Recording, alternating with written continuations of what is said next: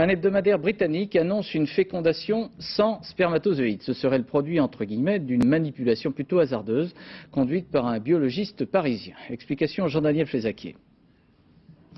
Alors Jean-Daniel, nous allons voir ces explications très pratiques de cette manipulation faite par un biologiste parisien. En quoi a-t-elle constitué? Le principe, si vous voulez, c'est que la Dame Nature met 74 jours à fabriquer un spermatozoïde. Et là, c'est un phénomène compliqué, naturel, très long, parce qu'il faut que plein de choses se mettent en place. Qu'est-ce qui s'est passé dans ce cas-là? Eh bien, on a pris chez des hommes stériles, chez qui le développement se produit mal, on a pris des cellules bloquées à un stade très précoce, et on les a mis dans une sorte de soupe d'hormones, de façon à arriver en 48 heures à faire ce que la nature fait en plusieurs dizaines de jours. Alors, on va le voir en images, expliquer, parce que c'est peut-être un petit peu compliqué à appréhender.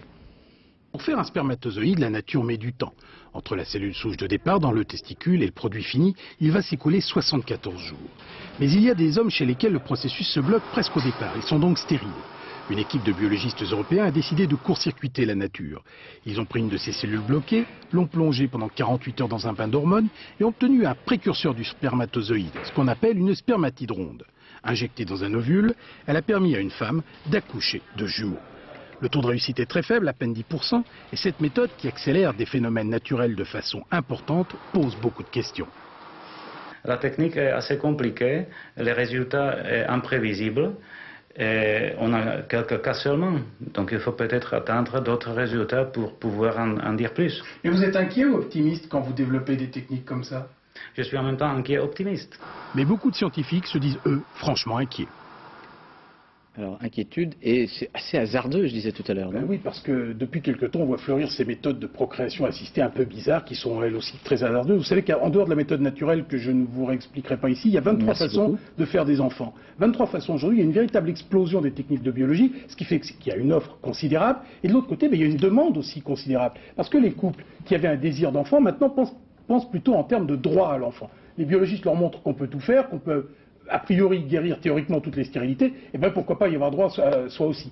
Le problème, c'est qu'on utilise maintenant des méthodes à toute vitesse, qu'on ne prend pas le temps de les évaluer, qu'il y a beaucoup d'argent en jeu, on est plus dans le commerce et dans le marché que dans la science, et qu'on s'aperçoit ces derniers temps, par exemple, qu'une des méthodes favorites nées il y a quelques années, et qui a permis plusieurs milliers de grossesses, elle permet de mettre au monde des enfants dont un certain nombre ne seraient peut-être pas très bien sur tous les plans.